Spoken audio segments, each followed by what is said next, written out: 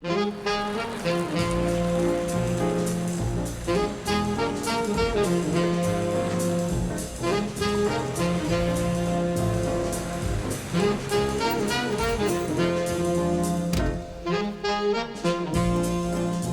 I'm Stephen Collins. I'm your man about modernism, and I'll be taking you on an insider's guide of Modernism Week. But first, welcome to my home. It's an incredibly unique place, Palm Springs. I've lived all over the world. It's the only resort town I know of that truly remains entirely as it was intended.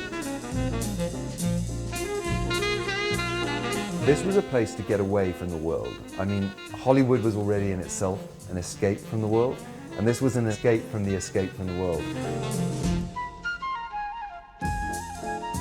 The city itself, obviously so famous for its seminal architecture, the mid-century modernism of the 1950s, particularly the Mad Men look of the world that the whole world of design has become so interested in, near on obsessed with.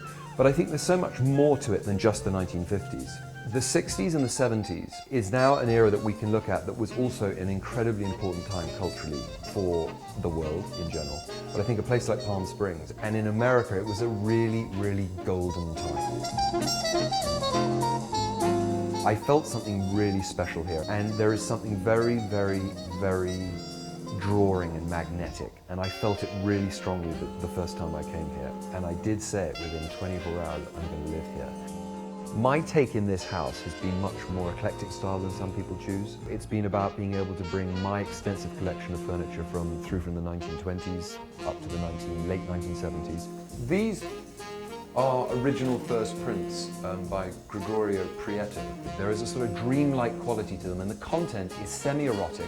There's a lot of sort of androgynous information going on there, and that is in many ways the very beginning of what modernism was about breaking the old world order, the old rules, and a lot of the social rules of that time.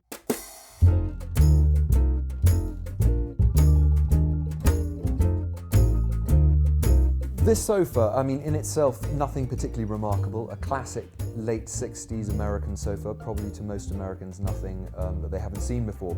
Of course, it works very well for young Hector here.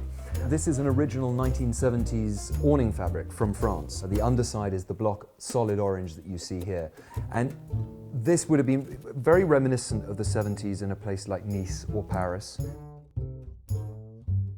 This wall clearly has quite a few paintings on it. This is a particular piece that I love because it's a departure point at the beginning of the 20th century, the era of the century that I love most. Next to it, a revolutionary painting from Argentina. Above it, a very amusing picture of Marilyn Monroe clinging onto the side of a swimming pool with her makeup on, her hair perfect, and in the background, the sinking Titanic. So that's my take on it, is to create a place that's layered, that's comfortable, and that celebrates the whole of the 20th century and allows me to express years and years and years of travel and collecting. Subscribe to Modernism Week's YouTube channel to follow the adventures of our Man About Modernism as he explores the ins and outs of Modernism Week, coming soon in February.